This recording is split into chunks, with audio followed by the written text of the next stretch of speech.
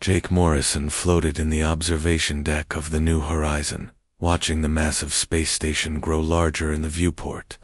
Kepler-7 was unlike anything humanity had ever built. The station stretched for miles in every direction, its surface covered in strange symbols that seemed to glow with their own light. This was where humans would meet the Zephyrians for the first time. The year 2387 had brought many changes to Earth. After decades of struggling with faster-than-light travel, human scientists had finally cracked the code. The breakthrough came from an unexpected source, a janitor named Pete, who noticed patterns in the failed experiments that the brilliant minds had missed. That was humans for you, Jake thought. They always found solutions in the strangest places. Captain Lisa Hayes called all crew members to the main briefing room. Jake pushed himself away from the viewport and glided through the corridors. The artificial gravity would kick in once they docked with the station. For now, everything floated in the peaceful silence of space. The briefing room was packed with diplomats, scientists, and military officers.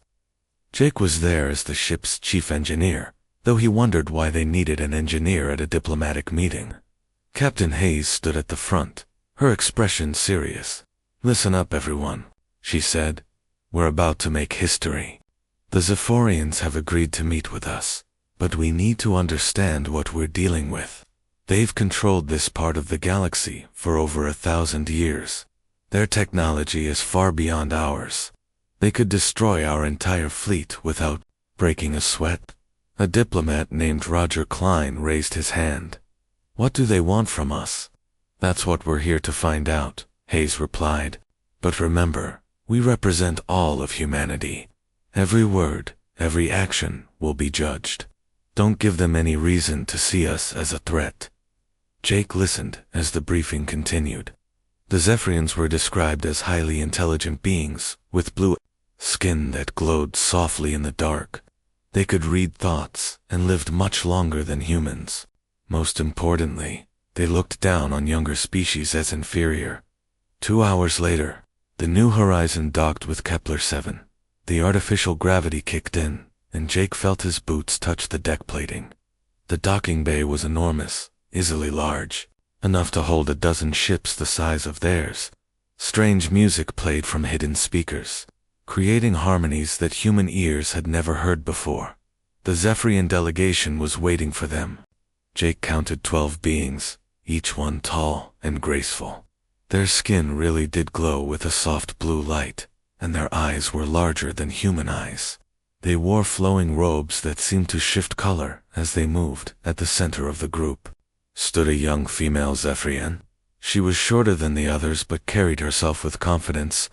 Her skin was brighter than the rest, and her eyes held an intelligence that made Jake feel small. This had to be someone important. Captain Hayes stepped forward and bowed slightly. "I am Captain Lisa Hayes of the Earth vessel New Horizon. We come in peace, seeking friendship between our peoples." The lead Zephyrian, an elderly male with silver markings on his forehead, replied in perfect English. "I am High Counselor Velta. We welcome you to our territory, though we question whether your species is ready for what lies beyond your small world." The young female stepped forward. "I am Lyra Veltar, daughter of the High Counselor and head scientist of our research division. I have studied your species for many cycles. Your achievements are modest." Jake felt his jaw clench. Modest. Humans had gone from living in caves to flying between stars in just a few thousand years. That seemed pretty impressive to him. The group moved to a large conference room. The walls showed images of different worlds, each one more beautiful than the last. Jake recognized none of them, but he could see that the Zephyrians had built cities that looked like works of art. High Counselor Veltar began the formal meeting. "We have brought you here to determine your species' place in our galactic community. Many young races have come before you. Some became our subjects. Others were deemed too primitive and sent back to their home worlds. And which category do you think we fall into?" Captain Hayes asked. Lyra spoke up. Your mathematics are basic. Your technology is crude. Your understanding of dimensional physics is almost non-existent. However, you have shown surprising persistence in reaching this point. Persistence, Veltar said, is not enough. To prove your worth, we offer you a challenge. It is called the impossibility test. Every species that has attempted it has failed. We expect no different from humans. Jake watched as a servant brought in a strange object. It looked like a crystal, but it seemed to exist in more dimensions than his eyes could process. Looking at it made his head hurt. This is a 17-dimensional quantum matrix, Lyra explained. To solve it, one must manipulate matter and energy across multiple planes of existence simultaneously. The greatest minds of 12 different species have attempted this task. All have failed within hours. What happens if we succeed? Hayes asked. You won't, Veltar said simply. But if by some miracle you did, you would be granted full membership in our Galactic Alliance. Your species would be treated as equals, rather than subjects. Jake stared at the crystal. Something about it called to him. Maybe it was his engineering background, or maybe it was just human stubbornness, but he felt like he needed to try. I'll do it, he said, standing up. Every eye in the room turned to him. Captain Hayes looked shocked. Jake, you're not qualified for this kind of work. With respect, Captain, none of us are qualified, but someone has to try. Lyra studied him, with those large, intelligent eyes. You are not even a scientist. Why would you think you could succeed where brilliant minds have failed? Jake shrugged. Maybe that's exactly why I might succeed. Sometimes the best solutions come from people who don't know something is supposed to be impossible. Hi, Counselor. Veltar looked amused. Very well, human. You may attempt our challenge. When you fail, perhaps your species will understand their proper place in the galaxy. Jake walked over to the crystal matrix. Up close, it was even more confusing. Lines of energy seemed to flow through dimensions he couldn't see. Equations floated in the air around it, written in symbols that hurt to look at. Lyra moved to stand beside him. You have no idea what you're looking at, do you? Not a clue, Jake admitted. But I've got time to figure it out. For the first time since they'd met, Lyra looked genuinely curious instead of dismissive. This should be interesting. Jake spent the first hour just staring at the crystal matrix. The Zephyrians had given him a small workroom connected to the main conference chamber. Through the transparent wall, he could see Lyra watching him with those intense eyes. The other Zephyrians had returned to their duties, confident that the human would fail quickly like all the others. The crystal floated in the center of the room, held in place by some kind of energy field. Jake walked around it slowly, trying to understand what he was looking at. The surface seemed smooth, but occasionally he caught glimpses of structures deep inside. Lines of light pulsed through the crystal in patterns that made no sense. Lyra entered the room carrying a tablet covered in alien symbols. I thought you might want to review the previous attempts, she said. Perhaps seeing how others failed will help you understand why this task is impossible. Jake looked at the tablet. The symbols meant nothing to him, but he could see charts and diagrams. Can you translate this for me? Of course. Lyra touched the tablet, and the symbols shifted into English. The first attempt was made by the Corvani, a species with natural mathematical abilities far beyond your own. Their best mathematician worked for 6 hours before his mind couldn't handle the dimensional stress. The diagrams showed a being with an enormous head trying to manipulate energy patterns around the crystal. Jake could see where the attempt had gone wrong. The mathematician had tried to control too many dimensions at once.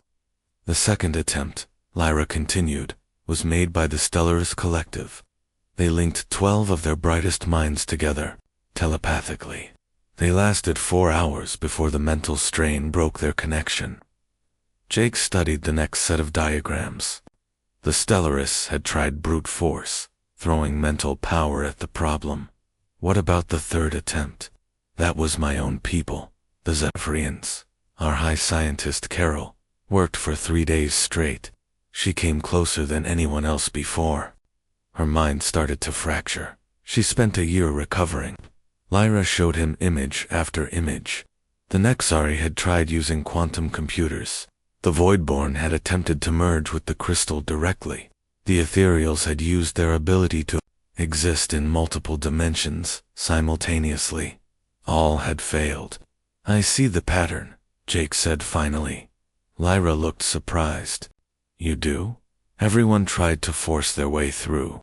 They used their greatest strengths and pushed harder when those didn't work. But look at this crystal. It's not fighting anyone. It's just sitting there, waiting. Waiting for what? Jake shrugged. I don't know yet, but I have a feeling that forcing it isn't the answer. He set the tablet aside and approached the crystal again. This time, instead of trying to understand what he was seeing, he just let his mind relax. His engineering training had taught him that sometimes the best way to solve a problem was to stop thinking about it for a while. The crystal seemed to respond to his relaxed state. The patterns inside became clearer, more organized. Jake could see layers upon layers of structure, each one more complex than the last. But there was something else, something the previous attempts had missed. Lyra, he said, what do you know about music? Music. She looked confused. It's an art form practiced by many species. Organized sound patterns that create emotional responses. What does that have to do with the Matrix? Jake moved closer to the crystal. I think this thing is trying to sing. That's ridiculous. It's a mathematical construct designed to test dimensional manipulation abilities. Maybe it's both. Jake placed his hand near the crystal's surface. He couldn't touch it directly because of the energy field, but he could feel something, a vibration, a rhythm. Lyra checked her instruments. I'm not detecting any sound emissions. Not sound you can hear with your ears. Something deeper. Jake closed his eyes and let himself feel the rhythm. It was complex, with multiple layers of beat and counterbeat, like a song with 17 different melodies playing at the same time. When he opened his eyes, Lyra was staring at him. Your brain patterns just changed. They're showing activity in areas that shouldn't be possible for your species. What kind of activity? Multidimensional awareness? It's like you're seeing into spaces that don't exist in normal reality. Jake looked at the crystal again. Now he could see the patterns more clearly. They weren't random at all. They were parts of a larger design, like instruments in an orchestra. Each dimension added its own voice to the overall composition. I need to map the relationships, he said. Not the dimensions themselves, but how they connect to each other. Lyra brought him human-compatible computer equipment. Jake began creating charts and diagrams, but not the kind that previous attempts had used. Instead of trying to map the dimensional spaces themselves, he mapped the connections between them. How Dimension 5 related to Dimension 12. How Dimension 3 influenced Dimension 16. Hours passed. Jake worked steadily, building his relationship map. Lyra brought him food and water, though she clearly thought he was wasting his time. Other Zephorians came to observe, whispering among themselves in their musical language. By the end of the first day, Jake had identified several key connection points, dimensions that seemed to serve as hubs for the others. It was like finding the main support beams in a building. This is actually quite clever, Lyra admitted, studying his work. I've never seen anyone approach the problem this way. My dad was a mechanic, Jake said. He taught me that before you try to fix something, you need to understand how all the parts work together. You can't just focus on the broken piece. Your father sounds wise. He was. He also taught me that the most complex machines often have very simple solutions, if you can find the right angle to approach them from.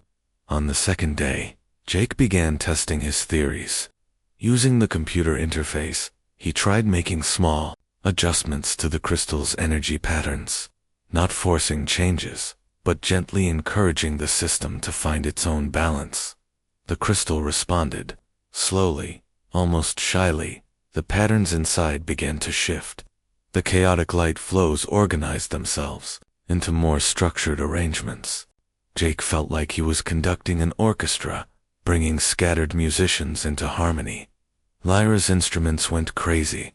"That's impossible," she said. "You're actually affecting the matrix structure." "It's not impossible," Jake replied. "I'm just asking it nicely instead of trying to force it." By the third day, word had spread throughout the station. High Counselor Veltar returned with a group of senior Zephyrians. They watched through the transparent wall as Jake continued his gentle manipulations. The crystal had changed dramatically. What had once been a chaotic mess of intersecting energy lines was now a beautiful, organized structure. Jake could see all 17 dimensions clearly now, each one playing its part in the greater whole. "He's reached the final stage," Lyra whispered to her father. "No one has ever gotten this far." Jake heard her through the communication system. "What happens in the final stage?" Lyra looked nervous. "That's where every attempt has failed. The final stage requires you to actively reshape reality across all 17 dimensions simultaneously. The mental strain has always been too much." Jake looked at the crystal one more time. It was no longer fighting him. In fact, it seemed eager to complete its transformation. All he had to do was trust it.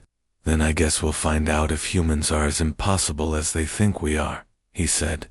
The final stage was nothing like Jake expected.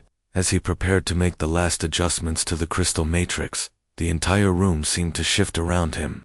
The walls became transparent, showing not the space station corridor outside, but glimpses of other realities. Other dimensions where the same room existed, but looked completely different. Lyra stood frozen at her monitoring station. Her instruments were showing readings that shouldn't have been possible. "Jake," she said, her voice tight with worry, "your brain is operating at levels that could be dangerous. No biological mind should be able to process this much dimensional information." Jake barely heard her. He was seeing things that human eyes weren't designed to see. The crystal matrix wasn't just floating in their reality anymore. It existed in all 17 dimensions at once, and somehow his mind was following it into each one. In Dimension 4, the crystal was made of pure sound. In Dimension 9, it was constructed from crystallized time. In Dimension 15, it existed as living mathematics. "This is wrong," said High Counselor Veltar from the observation area. "Stop him before he damages his mind permanently. No species should be able to access this many dimensional layers." But Lyra wasn't watching her instruments anymore. She was watching Jake. Something in his expression had changed. He looked calm, almost peaceful, despite the impossible task he was attempting. "Father, look at his readings. His brain isn't being damaged. It's adapting." Jake moved his hands above the crystal's control interface. In the past 3 days, he had learned to feel the energy patterns rather than just see them. Now he could sense the crystal's eagerness to complete its transformation. It wanted to become something new, something that had never existed before. The first adjustment sent ripples through all 17 dimensions. Jake felt the change in his bones, in his thoughts, in parts of himself he didn't know existed. The crystal's chaotic energy began flowing into organized channels. Like a river finding its proper course, in Dimension 3. Where humans normally lived, the crystal looked exactly the same, but Jake could feel the changes happening in the other spaces. Dimension 7 was shifting from chaos to order. Dimension 12 was learning to harmonize with Dimension 5. The entire structure was coming alive. "Fascinating," whispered Dr. Coral, the Zephyrian scientist who had failed her own attempt years earlier. "He's not trying to control the Matrix. He's helping it control itself." Lyra's eyes widened as she understood. "Of course, we've been approaching this all wrong. The challenge isn't about proving our intelligence. It's about proving our wisdom." Jake made the second adjustment. This time, the ripples were stronger. He could see into dimensions that existed sideways to normal reality. Spaces where thoughts had physical form and emotions created their own. Gravity. The crystal matrix was showing him its true nature. It wasn't just a test. It was a teacher. High Counselor Veltar moved closer to the observation window. What is he doing? How is a primitive human mind handling what destroyed our greatest scientists? Because he's not trying to be greater than the challenge, Lyra said softly. He's making himself part of it. The third adjustment was the hardest. Jake had to reach into dimensions where logic worked backward, where cause and effect flowed in reverse. His human mind shouldn't have been able to cope with such concepts, but somehow it did. Maybe it was because humans lived with contradictions every day. Maybe it was because they were used to believing impossible things. The crystal matrix began to sing, not with sound that ears could hear, but with vibrations that touched something deeper. Jake felt the song in his soul, and he knew that every person watching could feel it too. The 17 dimensions were finally working together, creating something beautiful. His approach is completely different from ours, Dr. Coral observed. We tried to impose our will on the matrix. He's dancing. With it, Lyra checked her readings again. Father, you need to see this. His brain patterns are showing abilities that don't exist in any known species. He's thinking in ways that shouldn't be possible. Perhaps, Veltar said slowly, we have underestimated what primitive means. Jake made the fourth adjustment. The crystal matrix responded by showing him visions of its creators. An ancient race that had disappeared millions of years ago, leaving behind only this test. They had been looking for a species that could think with both mind and heart, that could embrace chaos and order simultaneously. The fifth adjustment brought Jake to the edge of success. The crystal matrix was almost complete, but the final step required something that terrified every species that had attempted it before. He had to let go of control entirely and trust the matrix to finish its own transformation. Every Zephyrian in the observation area held their breath. This was where Coral had failed. This was where the linked minds of the Stellaris Collective had broken apart. This was where logic and mathematics reached their limits. Jake closed his eyes and stepped back from the control interface. Go ahead, he said to the crystal. Do whatever you need to do. The matrix exploded with light. Not visible light, but something that existed in spectrums that most minds couldn't process. Jake felt the energy wash over him, through him, changing him on levels he didn't understand. The crystal was rewriting parts of reality, and he was letting it happen. Lyra's instruments went completely insane before shutting down entirely. I can't measure what's happening, she said. The energy levels are beyond anything we've ever recorded. In the center of the room, the crystal matrix began its final transformation. The 17 dimensions collapsed into a single point of impossible complexity, then exploded outward again, in perfect harmony. What had been a chaotic puzzle became something that looked like frozen music, like mathematics made beautiful, like the geometric representation of pure possibility. Jake opened his eyes and found himself looking at something that had never existed before in the known universe. The crystal matrix had become a perfect fusion of order and chaos, logic and intuition, science and art. It was impossibly beautiful and completely impossible. Yet there it sat, real and glowing softly in the center of the room. Lyra stood speechless, her mouth open in shock. Around her, every Zephyrian in the observation area was equally stunned. They had just witnessed something that their entire civilization had declared impossible for any living being to achieve. High Counselor Veltar was the first to speak. How? He asked simply. Jake looked at the transformed matrix, then at the crowd of amazed aliens. I stopped trying to prove I was smart enough, he said, and started trusting that maybe the universe is smarter than any of us. The transformed crystal matrix hung in the center of the room like a living jewel. Its surface showed patterns that seemed to change depending on who was looking at it. To Jake, it looked like a perfect fusion of engineering and art. To Lyra, it appeared to be a mathematical equation that had learned to dream.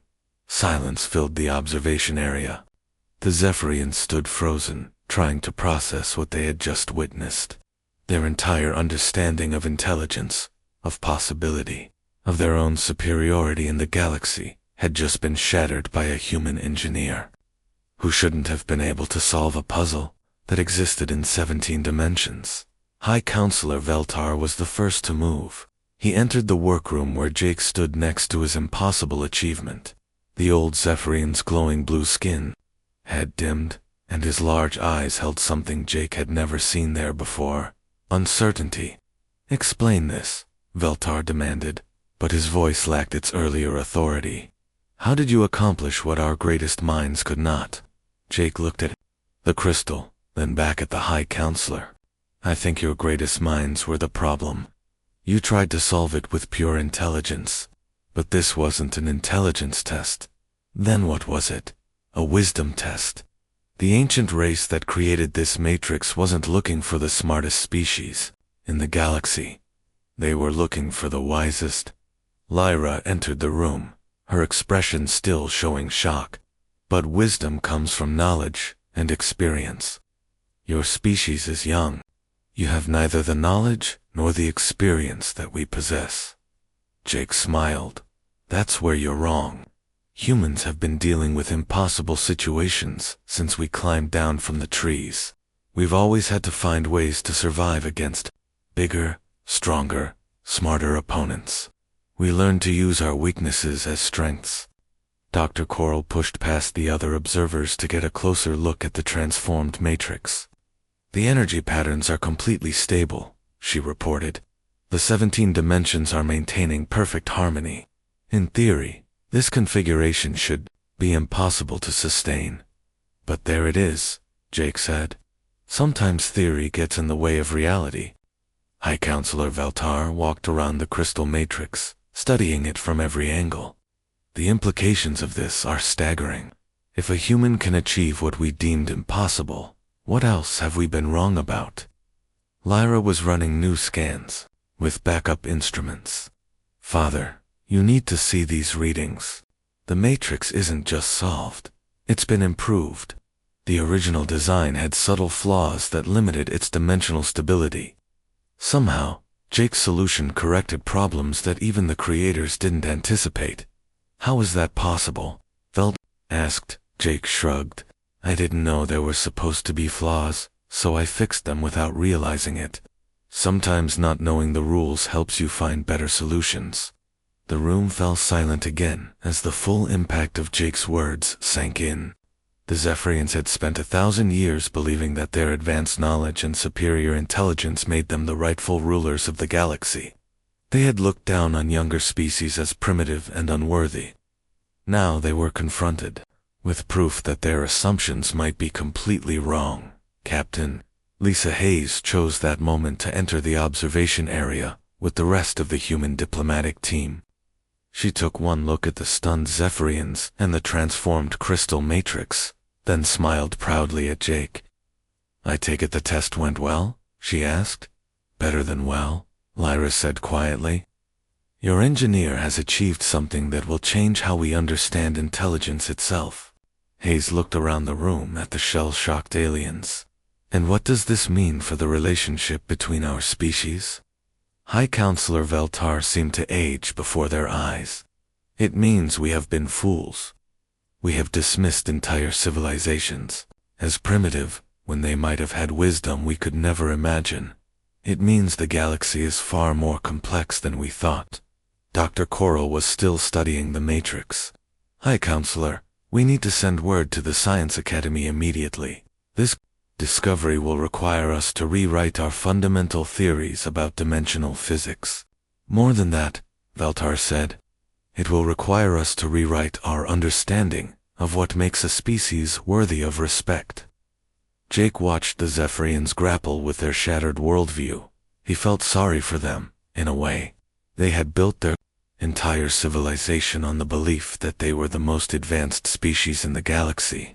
Learning that a primitive human could surpass their greatest achievements had to be devastating. "Look," he said, "this doesn't have to change everything. You're still incredibly advanced. Your technology is amazing. Your knowledge of the universe is vast. Just because I solved one puzzle doesn't mean humans are better than Lyra turned to stare at him. How can you say that? You just accomplished the impossible. No, Jake corrected. I accomplished something you thought was impossible. There's a difference. Your people probably know how to do a million things that would seem impossible to humans. But this was the ultimate test, Dr. Coral protested.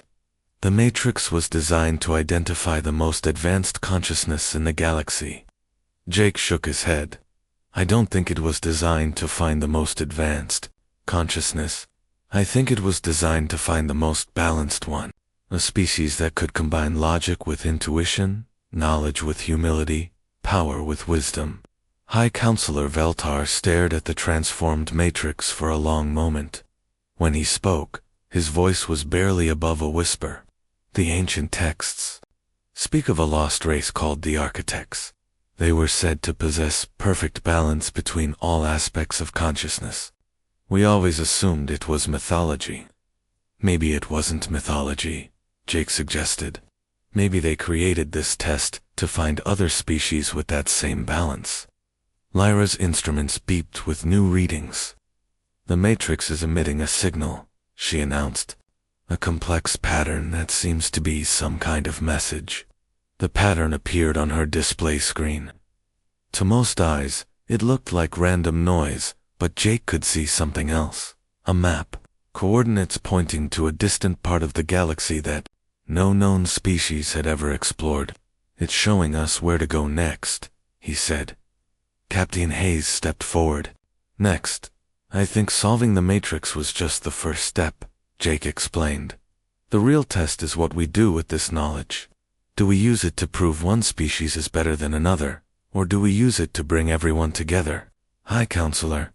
Veltar looked around the room at the mixed group of humans and Zephyrians. What are you proposing? A joint expedition, Jake said.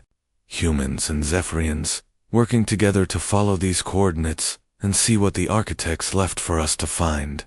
Your knowledge and our ... Let's call it creative problem solving. Lyra looked at her father, then at Jake. You would trust us as partners after we treated your species as primitives. Everyone makes mistakes, Jake said. The important thing is learning from them. For the first time since Jake had solved the Matrix, High Counselor Veltar smiled. Perhaps there is more to wisdom than I realized. 3 months later, Jake stood on the bridge of the joint exploration vessel Harmony, watching an impossible sight unfold before them. The coordinates from the crystal matrix had led them to a hidden star system where ancient structures floated in perfect formation around a dying star. The Architects had left more than just a test behind. They had left a legacy. Lyra worked at the science station beside him, her blue skin glowing brighter than usual with excitement. The energy readings are off the charts, she reported. These structures are still active after millions of years. The power source appears to be the star itself. Captain Hayes had agreed to share command of the joint mission with High Counselor Veltar. The arrangement had been awkward at first, but the two leaders had learned to respect each other's strengths. Hayes brought human adaptability and creative thinking to their planning. Veltar contributed Zephyrian knowledge and technological precision. Any signs of life? Hayes asked from the captain's chair.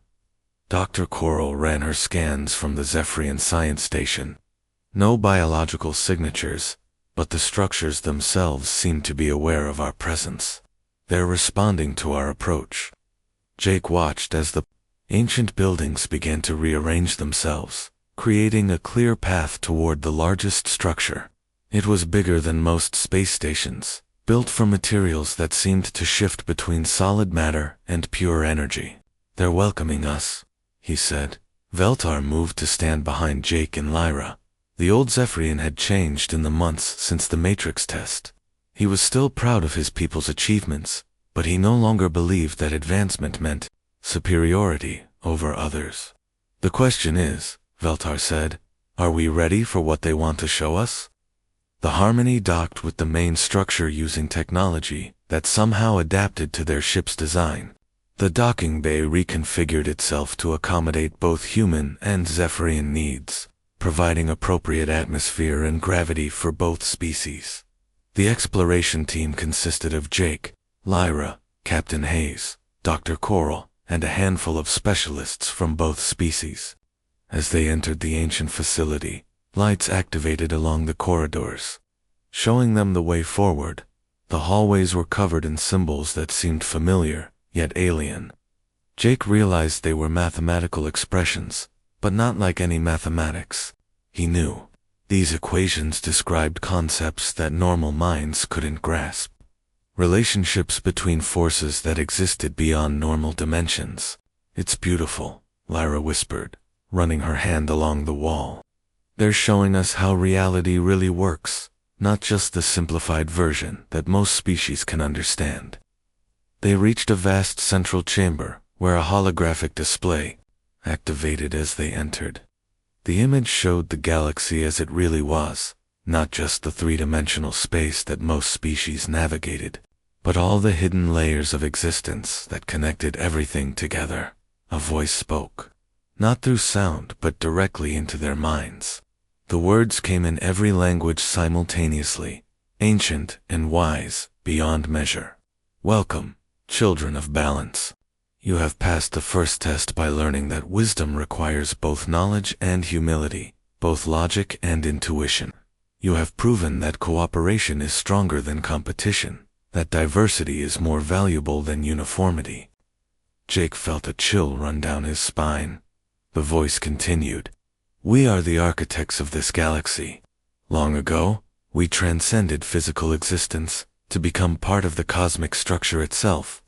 Before we left, we created tests to find species worthy of inheriting our knowledge." The holographic display changed, showing other species from across the galaxy. Some Jake recognized from the diplomatic records, others were completely alien. All of them looked more advanced than humans. Many species have great intelligence, many have powerful technology, but few have the balance necessary to use such gifts wisely. You have shown that balance by working together despite your differences. Lyra stepped forward. "What do you want from us?" "We want you to teach others what you have learned.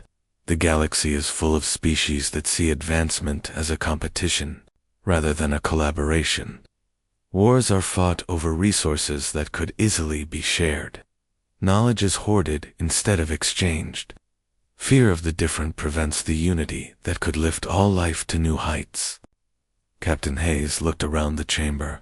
"You want us to become ambassadors. More than ambassadors, you will become gardeners, helping young civilizations find their own balance before they destroy themselves or others. You will be bridges between species that cannot understand each other.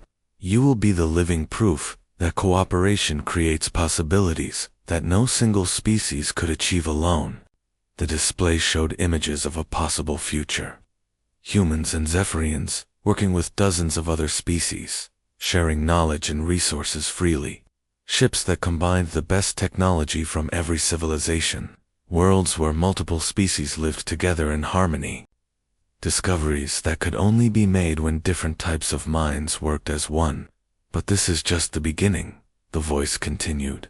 "The crystal matrix was the smallest of our tests. Greater challenges await, and greater rewards. Reality itself can be reshaped by those who understand the true nature of existence." Jake stared at the holographic future in wonder. "How do we start?" "You have already started. The matrix you solved will serve as both tool and teacher. It will help other species learn what you have learned. Each success will create new teachers, and the circle of wisdom will grow." Dr. Coral was recording everything with her instruments. The technology here could advance every species in the galaxy by thousands of years. "Technology without wisdom is destruction," the voice warned. "Knowledge without balance is chaos. We give you these gifts, not to make you powerful, but to make you wise enough to use power properly." The chamber filled with new displays.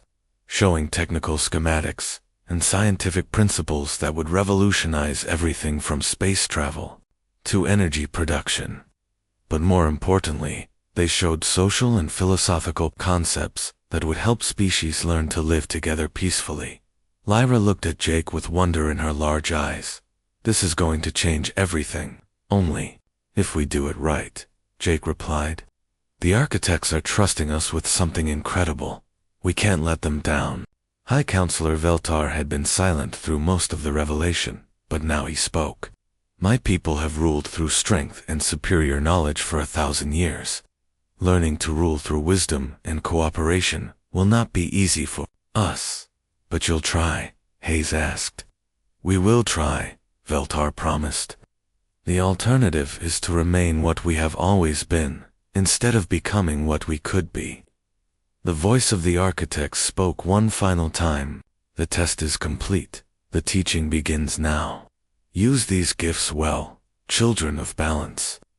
The future of the galaxy depends on the wisdom you have shown here. The displays faded, but the knowledge remained. In their minds, in their hearts, and the transformed crystal matrix that would help them share what they had learned with the rest of the galaxy. Jake and Lyra stood together in the fading light of the ancient chamber, looking out at the stars through a transparent wall. Somewhere out there, dozens of species continued their old patterns of competition and conflict, unaware that change was coming. So, Lyra said, where do we start? Jake smiled. With the impossible, of course. That's what humans do best. Lyra laughed, a sound like crystal bells ringing. For the first time since they had met, she looked at Jake not as a primitive human who had gotten lucky, but as a partner in the greatest adventure the galaxy had ever known. The future stretched out before them, full of challenges that would have seemed impossible just months before. But they had already proven that impossible was just another word for something that hadn't been solved yet.